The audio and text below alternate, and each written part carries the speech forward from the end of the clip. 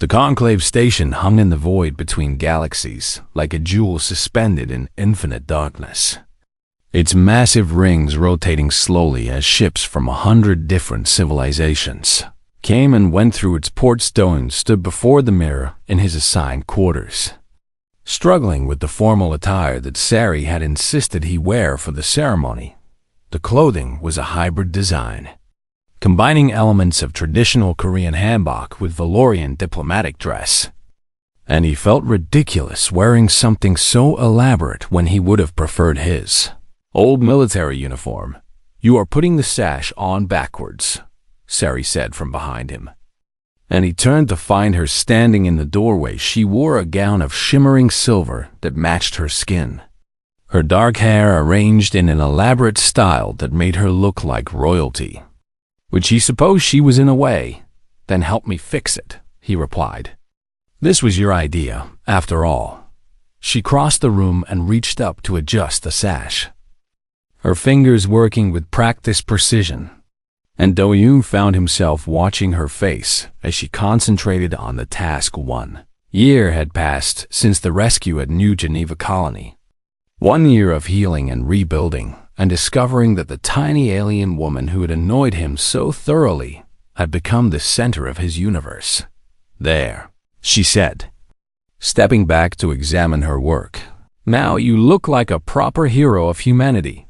I look like a decorated present," Do-hyun muttered. But he did not actually mind, because the smile on her face made it worthwhile. The ceremony hall was vast beyond human comprehension, a circular chamber that seemed to stretch into infinity, where representatives of every spacefaring civilization in the galaxy had gathered to witness the closing of a dead of worlds. Do-hyun walked through the crowd with Sari at his side, feeling the weight of countless alien eyes upon him as whispers in languages he could not understand rippled through the assembly. At the center of the hall stood a raised platform where the high arbiters of the conclave waited. 12 ancient beings from 12 different species who had governed galactic affairs for longer than humanity had existed. The eldest of them, a crystalline entity that communicated through patterns of light, pulsed a greeting as Do-hyun approached. "Commander Kang Do-hyun of Earth," the translator drone announced. "You have been summoned to formally accept the reward that closes your debt of worlds." The entire galaxy bears witness to this moment. Do-hyun climbed the steps to the platform and turned to face the assembled multitudes, feeling very small and very human among beings who had mastered the stars before his ancestors had discovered fire. "The Galactic Conclave has deliberated for 1 standard year," the High Arbiter continued. "We have prepared a list of rewards befitting your achievement, territories in 17 systems, technology that would advance your species by 10,000 years, a permanent seat on this very council." The crystalline being paused, its light patterns shifting to something that might have been curiosity. "However, tradition requires that you state your acceptance before the rewards are formally bestowed. Do you accept the gifts of the Galactic Conclave?" Do-hyun took a deep breath and looked out at the sea of alien faces, watching him with expressions he could not read. He thought about the path that had brought him here, from a desperate battle above Earth to the quiet garden where he had tried to hide from his own legend. From nightmares of dead friends to the warmth of finding someone who saw him as more than a symbol. His gaze found Sari standing at the base of the platform, her dark eyes filled with an emotion that needed no translation. "The debt of worlds was meant to reward me for saving my species," he said, his voice carrying through the vast chamber. "But I did not save humanity alone. I had help from people who believed in me, who trusted me, who gave their lives so that others might live." He paused as the translator drones carried his words to every corner of the assembly. "For a long time, I thought I did not deserve any reward because I was just a man who got lucky. I carried the guilt of those I could not save like a weight that would never lift. But someone showed me that survival is not a sin, that grief is not the same as failure, that accepting help is not a weakness. He turned to face Sari directly, watching her eyes widen as she realized what he was about to do. The greatest gift I have received in the past year was not technology or territory or power. It was the presence of someone who saw my pain and did not look away, someone who stayed when I pushed her away, someone who taught me that being a hero does not mean being alone. A murmur ran through the crowd as the implications of his words became clear. High arbiters of the conclave, Do-Hyun continued, I declare that my debt of worlds has already been fulfilled. The reward I claim is the bond that is formed between myself and Liaison Yumseri of the Valorian people. The crystalline High Arbiter's light patterns flickered with what might have been confusion. This is most irregular. The den of worlds cannot be closed by something so intangible as a personal relationship. Then allow me. Sari's voice rang out as she climbed the platform to stand beside Do-Hyun. There is an ancient tradition among my people, one that has not been invoked in 3,000 years. She faced the High Arbiters with a dignity that made her seem as tall as any of them. When a debt cannot be measured by conventional means, the debtor may offer themselves as the payment. I invoke the right of eternal binding. A shocked silence fell over the assembly as the weight of her words sank in.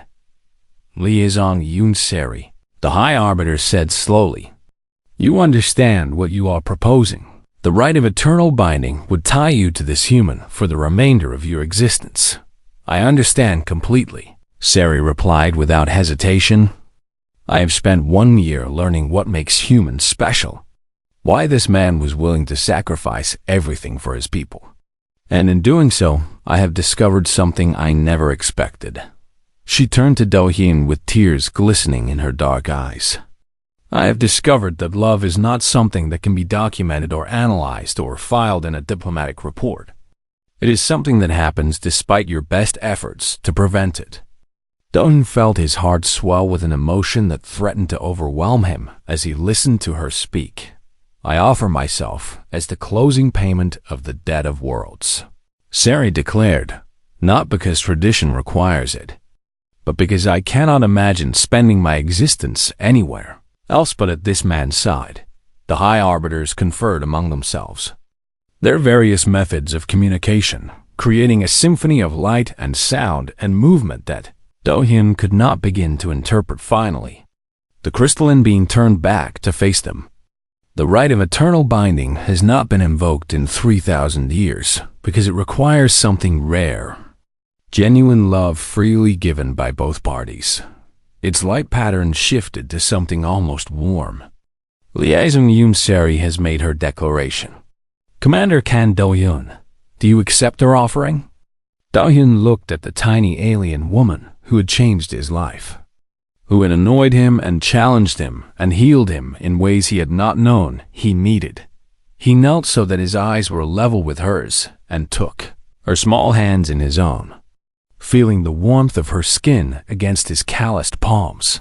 When I flew that frigate into the Vakari swarm, I thought I was sacrificing everything for humanity, he said quietly. But I was wrong. The real sacrifice would have been living the rest of my life without knowing you. He brought her hands to his lips and kissed them gently. I accept your offering, Sari, not as a payment for any debt, but as the greatest gift I have ever received. The assembly erupted in a cacophony of reactions as the implications of what they had witnessed spread through the crowd. Some species did not understand. Their concepts of partnership too different from what they had just seen. But others recognized the universal truth that had been spoken on that platform. Love transcended species, transcended culture, transcended even the vast gulfs between stars. The High Arbiter's light patterns pulsed with formal acknowledgement. The debt of worlds is hereby closed, witnessed by the Galactic Conclave and recorded for all eternity. But Do-Hyun barely heard the words because Sari had thrown her arms around his neck, pulling him down to her level as she pressed her lips against his. Galaxy watched as the hero of humanity chose a tiny alien woman as his greatest treasure, and, for the first time in longer than he could remember, Do-hyun felt like he was finally home. The Earth Defense Command headquarters was a maze of chaos and barely controlled panic when Do-hyun arrived with Sari at his side. Officers rushed past them with datapads and urgent expressions while alarms blinked from every console. And the massive tactical display at the center of the room showed the approaching Valkyrie fleet like a spreading stain against the stars. Admiral Wang Jian looked up from her command station as Do-hyun entered, and something that might have been relief flickered across her weathered face. "Commander Kang, thank you for coming," she said, her voice cutting through the noise around them. "The situation is worse than the initial reports suggested." She gestured to the display where new information was appearing with alarming speed. The remnant fleet bypassed our outer defenses and struck directly at New Geneva colony. 50,000 civilians are being held hostage, including a primary school that was on a field trip to the orbital station. Do-hyun felt his jaw tighten as he studied the tactical data. "What are the Conclave doing about this?" "Nothing," Sari answered before the Admiral could respond, her voice carrying a bitter edge he had never heard from her before. "I contacted the High Arbiters directly, and they have declined to intervene." She pulled up her own datapad and displayed the official response.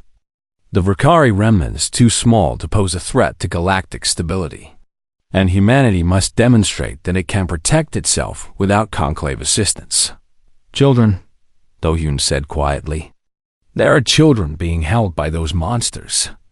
And the Conclave is worried about galactic stability." Admiral Wang nodded grimly. "Our fleet is mobilizing, but we cannot risk a direct assault while the hostages are at risk. The Valkyrie have threatened to begin executing civilians if we approach the colony. Then we do not approach with the fleet," Do-hyun said, his mind already racing through possibilities. "We approach with something they will not expect." He moved to the tactical display and began pulling up schematics of the colony station. "The Valkyrie think like a swarm. They expect military responses because that is all they understand. But humans are not a swarm." His fingers danced across the controls as a plan took shape. "We send the fleet as a distraction, loud and obvious, while a small infiltration team enters through the maintenance tunnels that connect to the station's lower levels." Admiral Wang studied the schematics with growing interest. Those tunnels were designed for emergency evacuation. They are barely large enough for a person to crawl through, which is why the Valkyrie will not be guarding them, Do-hyun replied. "Their warriors are too large to fit, and they cannot conceive of a threat coming from a direction they themselves cannot use. You are talking about sending soldiers through 2 kilometers of maintenance tunnels while the enemy controls the entire station," the Admiral said slowly. "The margin for error is essentially 0. "I am not sending anyone," Do-hyun corrected her. "I am going myself. And I am only taking volunteers who understand what we are asking of them." The room fell silent as his words sank in, and Do-hyun felt the weight of every eye on him. "I am coming as well," Sari announced. Stepping forward to stand beside him, Do-hyun turned to her with a sharp denial ready on his lips. But she cut him off before he could speak. "I am a diplomatic observer," she said firmly. "My role is to witness and record, and I cannot do that from the safety of the command center." "This is not a diplomatic mission," Do-hyun argued. "This is a combat operation. You have no training for this." "Then I will learn," Sari replied, her dark eyes meeting his without flinching. "You cannot always protect everyone around you, Commander. Sometimes you have to trust others to make their own choices." The irony of having his own words thrown back at him was not lost on Do-hyun. And despite his fear for her safety, he found himself unable to argue further. 8 hours later, Do-hyun led a team of 12 volunteers through the cramped darkness of the maintenance tunnels while the sound of distant explosions told them the fleet had begun its diversionary attack. Sari crawled behind him in the narrow space, her small size actually an advantage for once as she navigated passages. That forced the human soldiers to squeeze through. Uncomfortably, they emerged into a storage bay near the primary school where the youngest hostages were being held. And Do-yoon pressed himself against the wall as he surveyed the corridor. Ahead, two Valkyrie warriors stood guard at the entrance to the school, their mandibles clicking in the unsettling rhythm that served as their communication. Doni signaled his team to hold position as he calculated the angles and distances. One chance to get this right. He moved like a shadow, faster than any human had a right to move, and took down the first warrior with a blade to the soft tissue beneath its armored head before it could raise an alarm. The second warrior spun toward him with claws extended, but two of his soldiers were already there, bringing it down with coordinated precision. That spoke of desperate training and raw determination. The school door opened to reveal a room full of terrified children huddled together under the watchful eyes of a single Valkyrie overseer. Do-yoon did not hesitate, crossing the distance in 3 strides and engaging the creature in a brutal hand-to-hand fight that sent them both crashing through a row of small desks. The Valkyrie was stronger, its claws slicing through his tactical armor and drawing blood. But Do-yoon had fought these things before, and he knew where they were weak. He drove his combat knife into the joint between its head and thorax, twisting until the creature stopped moving. Get the children to the evacuation point, he ordered his team through ragged breaths. I will clear the path ahead. As his soldiers began herding the crying children towards safety, Do-yoon turned to find Sari standing frozen in the doorway. Valkyrie warrior loomed behind her, drawn by the sounds of combat, its claws raised to strike at her unprotected back. Do-yoon moved without thinking, throwing himself between Sari and the creature. Taking a blow that was meant for her, pain exploded through his body as the Valkyrie's claws raked across his chest. But he did not stop, could not stop, because stopping meant she would die. He fought with everything he had left, with fists and elbows and sheer human stubbornness, until finally the warrior fell and did not rise again. Sari caught him as his legs gave out, her small hands surprisingly strong as she lowered him to the ground. You fool, she whispered, her voice breaking. You absolute fool, why would you do that? Do-yoon looked up at her face, at the tears streaming down her silver-blue cheeks, and managed to find a smile despite the agony that consumed him. Because some things are worth protecting, he answered. The evacuation was a blur of pain and distant voices, of being carried through tunnels and loaded onto shuttles, of Sari's hand never leaving his, even as medical teams worked to keep him alive. When he finally woke in the medical bay of the fleet's flagship, the first thing he saw was Sari, sitting beside his bed with dark circles under her eyes and her usually perfect appearance disheveled. The children? He asked immediately. All safe, she assured him. The colony has been liberated, the Valkyrie remnant has been destroyed, and humanity has proven to the galaxy that it can protect its own. She leaned forward and took his hand in both of hers, her expression carrying an intensity that made his heart beat faster despite the sedatives in his system. I understand now, she said quietly. The debt was never about rewarding you. It was about understanding why you were worth saving. Do-yoon squeezed her hands gently. And did you find your answer? Yes, Sari replied. Humans are worth saving because they will do anything, sacrifice anything, to protect those they love. And that is the rarest thing in the entire galaxy. She paused, and something shifted in her dark eyes. Something that looked almost like wonder. I think I finally understand what it means to feel that way about someone, she whispered. Do-yoon reached up to touch her face, his fingers tracing the curve of her cheek. Sari, rest now, she interrupted softly, pressing her hand over his. We have time, for the first time. We have time. He closed his eyes and let the darkness take him. But even in sleep, he did not let go of her hand. 6 months had passed since the end of the Valkyrie invasion, and Earth was slowly healing from wounds that had nearly killed it. Do-hyun stood in his grandmother's garden in the Korean countryside, his hands buried in the dark soil as he worked to bring life back to plants that had been neglected during the war. The house behind him was old and weathered, filled with memories of childhood summers and the smell of his grandmother's cooking. And it was the only place in the entire galaxy where he felt anything close to peace. You have been staring at that same patch of dirt for approximately 17 minutes.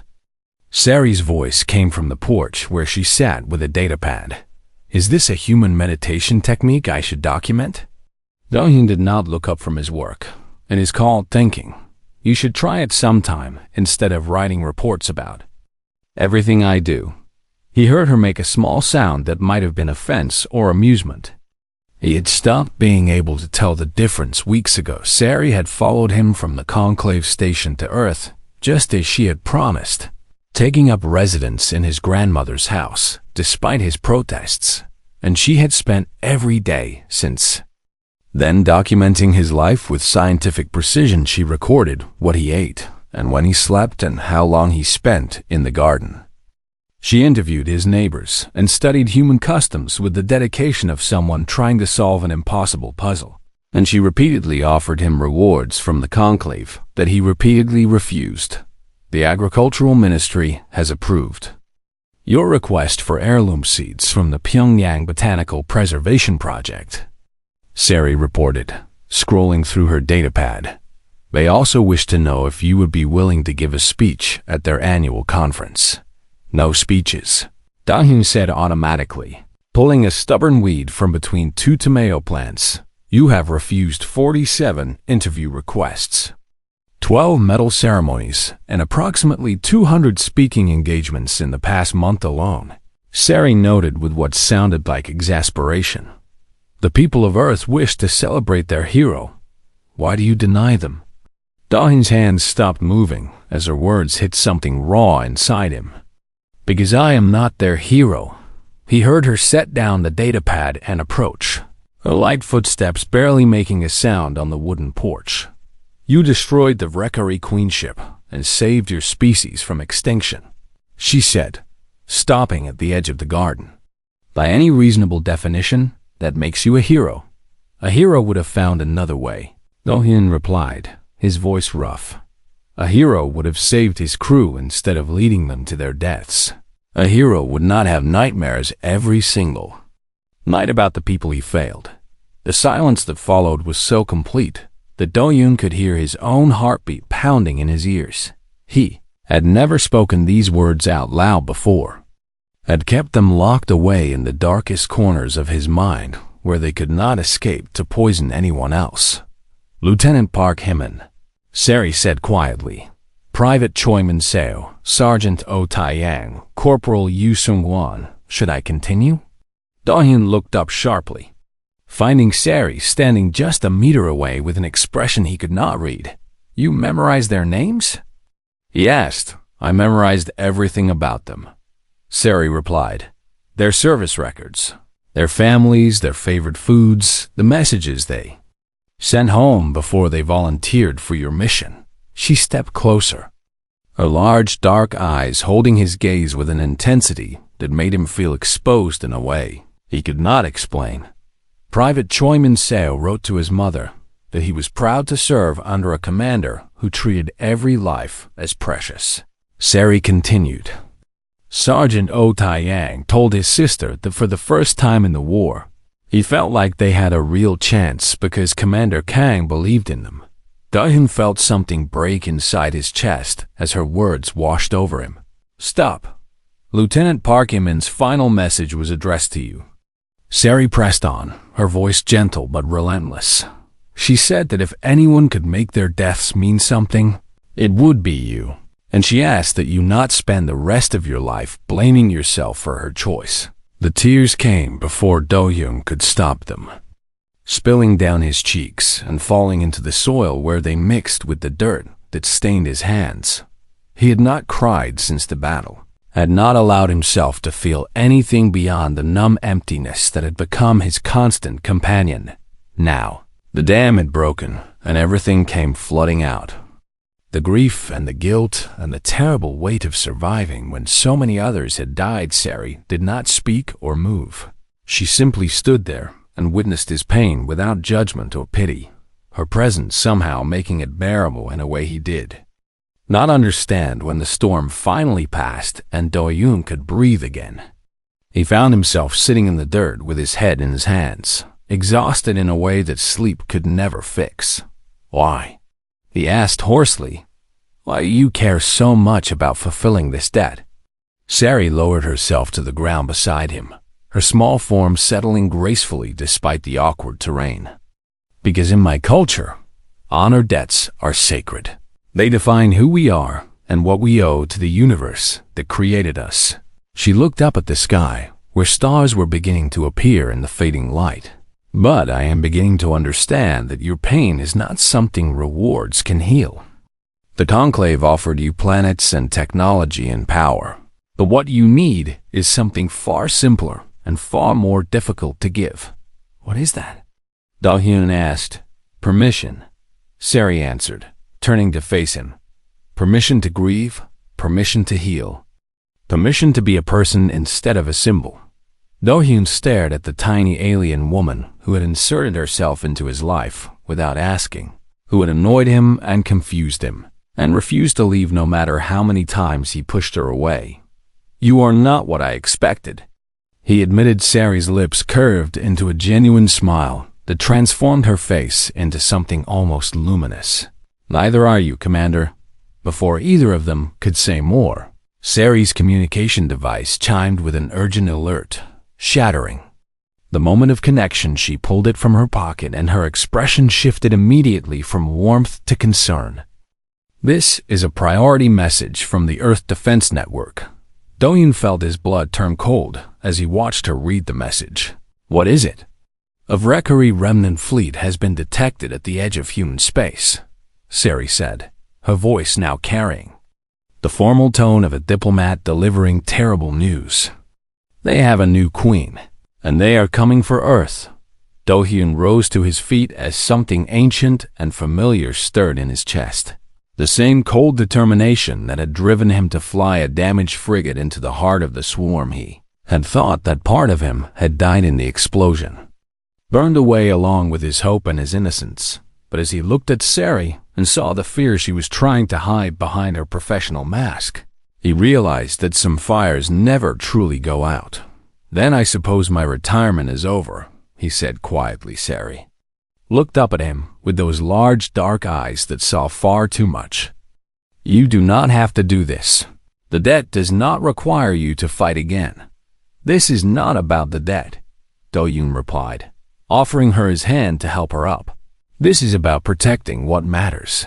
She took his hand without hesitation, her small fingers warm against his callous palm. "Then I am coming with you," she declared. Do-hyun wanted to argue, wanted to send her somewhere safe where the Valkyrie could never reach her. But the look in her eyes told him that arguing would be pointless. "You are very stubborn," he said again. "So I have been told," Sari replied. And despite everything, she smiled. Do-hyun woke to the sound of soft humming and the gentle glow of lights that seemed to pulse in rhythm with his own heartbeat. He tried to sit up, but his body refused to cooperate, every muscle aching with the memory of what he had endured. And he fell back against the softest surface he had ever felt. "Please remain still," a voice said from somewhere to his left, musical and precise in a way that no human voice could match. "Your injuries were severe, and our medical systems require more time to complete the healing process." Do-hyun turned his head slowly and found himself staring at the strangest and most beautiful creature he had ever seen. She stood barely 90 centimeters tall, with silver blue skin that seemed to shimmer like moonlight on water, and large dark eyes that held depths of intelligence and curiosity that made him feel like a child being examined by an ancient scholar. Her features were delicate and almost human in their proportions, but there was something otherworldly about the way she carried herself, a gravity that spoke of countless centuries of civilization. "Where am I?" Do-hyun managed to ask, his voice rough from disuse. "You are aboard the diplomatic vessel Starweaver, flagship of the Valorian delegation to the Galactic Conclave," she answered, tilting her head slightly as she studied him. "My name is Yunseri, and I have been assigned to oversee your care until you are well enough to face the Conclave." Dohyun's mind struggled to process her words as memories of the battle came flooding back. The frigate, the Queen ship, the explosion. "His crew, my crew," he said suddenly, trying again to rise despite the pain. "The others in the escape pods, are they alive?" Sari placed a small hand on his chest and gently pushed him back down with surprising strength for her size. "3 of your companions survived and have been returned to your people. The others did not escape the debris field in time. I am sorry. 3 survivors out of 12 volunteers." Dohyun closed his eyes as the weight of those numbers settled over him like a funeral shroud. He had known the odds when he launched the mission, had accepted that most of them would die, but knowing and feeling were 2 very different things. "You should understand something, Commander Kang," Sari continued, her voice softening slightly. "What you did has not gone unnoticed. The Galactic Conclave observed your final battle, and may have summoned you to stand before the assembled representatives of 147 spacefaring civilizations." Dohyun opened his eyes and stared at her in confusion. Why would they care what happens to humanity? We are nothing to them. Just another primitive species fighting for survival. Sari's expression shifted into something that might have been amusement on a human face. "That is precisely why they care, Commander. In 10,000 years of recorded galactic history, no species has ever done what you did."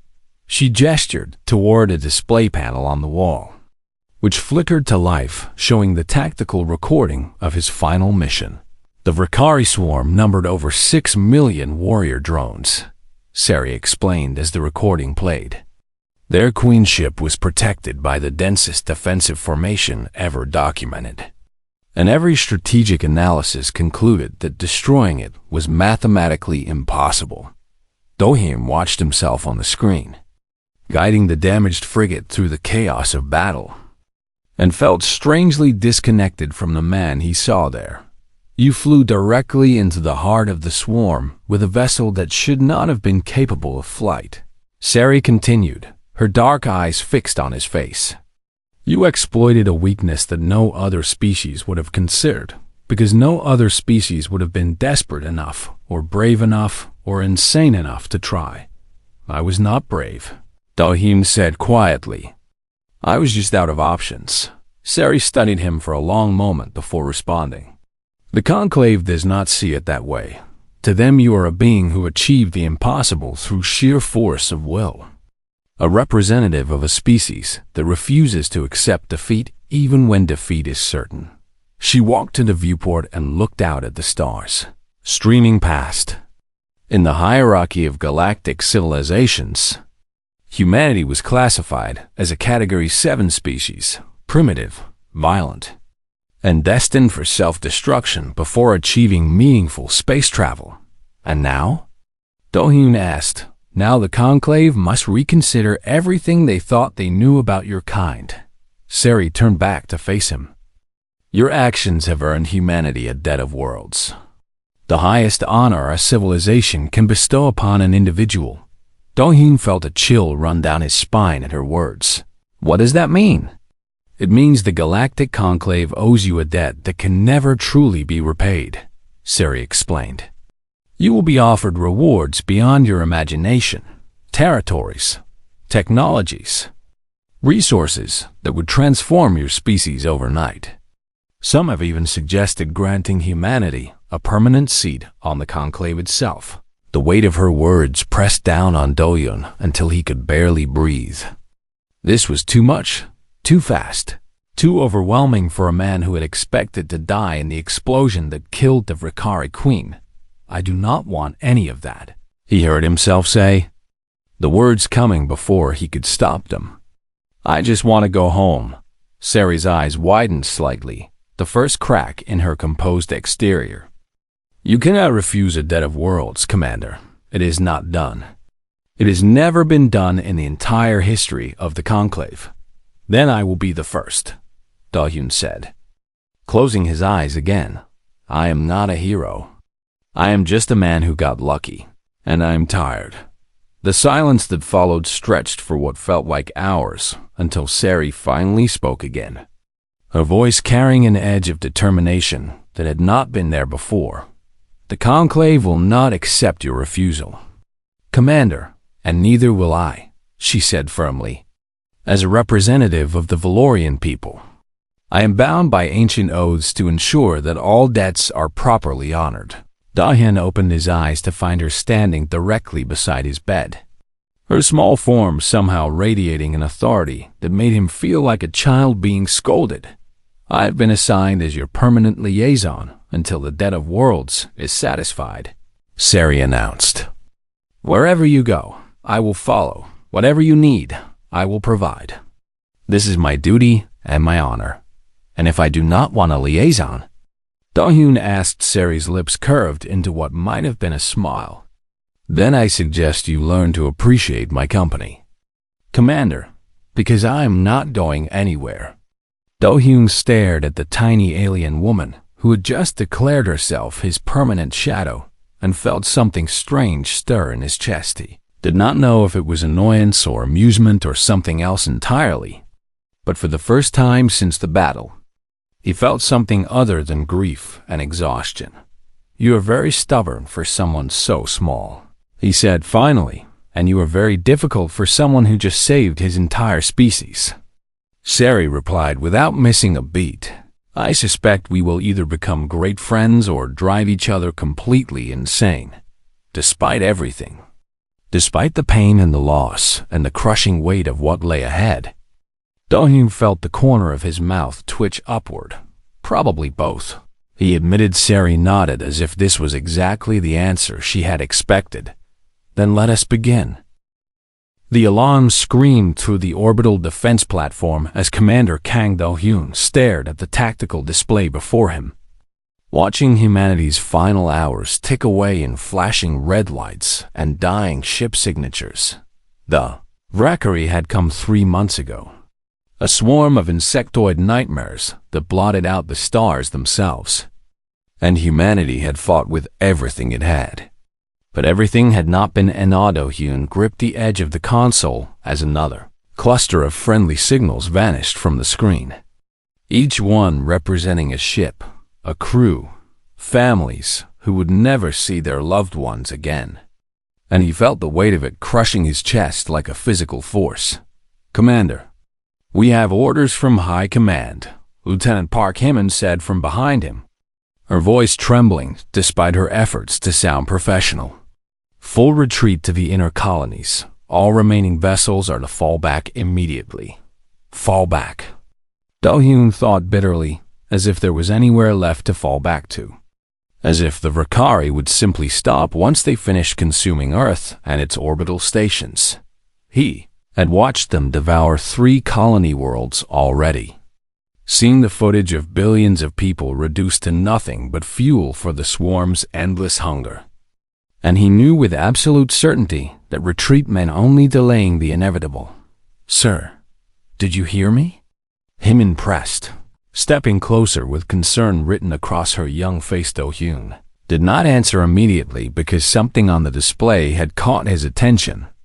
A pattern in the swarm's movement that he had seen before, but never quite like this. The Valkyrie Queen ship sat at the center of their formation, a massive organic vessel that pulsed with bioluminescent light, and every hour it would open its outer membranes to feed on the debris of destroyed ships, absorbing matter to fuel its endless production of warrior drones. During those feeding cycles, the protective swarm around it thinned considerably as the drones rushed outward to gather material and bring it back to their queen. Da-Hyun pulled up the timing data and ran the calculations in his head, feeling his heart begin to pound as the impossible idea took shape.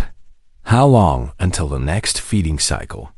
He asked quietly. Jimin frowned at the question but checked her console anyway before answering. Approximately 47 minutes, sir. But I do not understand what that has to do with our retreat orders. 47 minutes. Do-hyun thought 47 minutes until the Queen exposed herself. 47 minutes until humanity's only chance opened and closed forever. He turned to face the skeleton crew that remained on the platform. 17 people who had stayed behind to coordinate the retreat while everyone else fled. 17 people who looked at him now with exhausted eyes and broken hope. "I need volunteers," he said, his voice cutting through the chaos of alarms and distant explosions. "I have a plan, but I will not lie to you about what it means. This is a one-way trip." The silence that followed was heavy with understanding, with fear. With the terrible weight of what he was asking, Lieutenant Hemon was the first to step forward.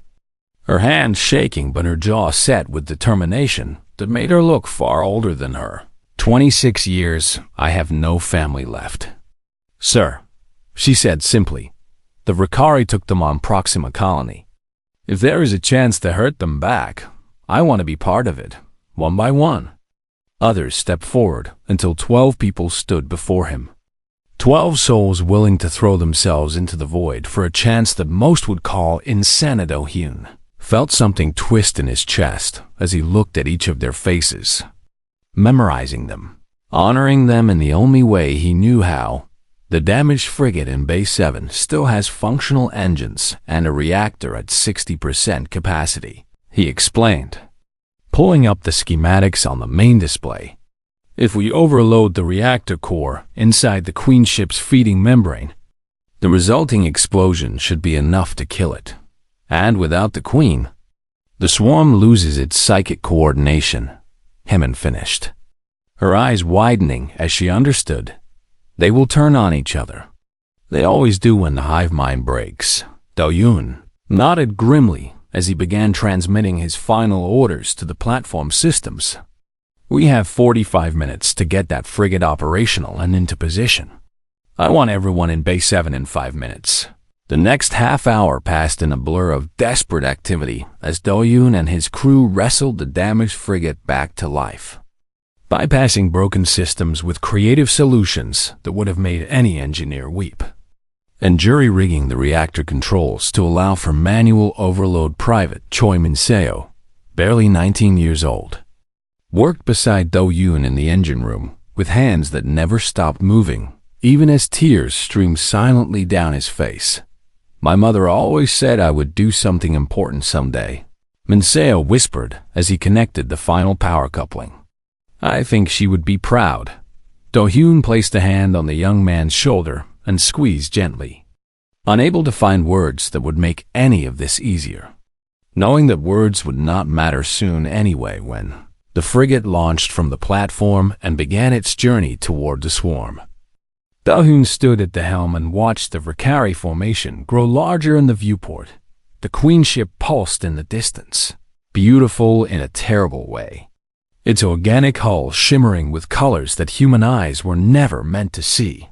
"Feeding cycle beginning," Hemon reported from her station, her voice now steady with the calm that came from accepting the inevitable. "The swarm is dispersing." Do-hyun pushed the engines to maximum as the path to the Queen opened before them, weaving through clouds of warrior drones that snapped at their hull but could not catch them in time. Alarms blared as the frigate took hit after hit, but the ship held together through sheer stubbornness, carrying its crew toward their destiny. Reactor overload initiated, Min-seo called out from the engine room. "We have 3 minutes until detonation." The Queen ship loomed before them now, its feeding membrane open wide like a hungry mouth, and Do-hyun aimed the frigate directly at its heart. "All hands." "This is the commander," Do-hyun said, over the ship's communication system. "It has been the greatest honor of my life to serve with you. Humanity will remember what we did here today." He did not wait for responses because there was no time. There was only the mission and the impossible hope that their sacrifice would mean something. The frigate pierced the membrane and plunged into the Queen ship's interior. surrounded by organic walls that pulsed and writhed around them. "Escape pods now!" Da-Hyun shouted as he engaged the final autopilot sequence. "Everyone out!" He ran through the shaking corridors as his crew scrambled for the pods, counting heads as each one launched into the chaos outside. Knowing that most of them would not survive, but refusing to leave anyone behind, the last pod remained.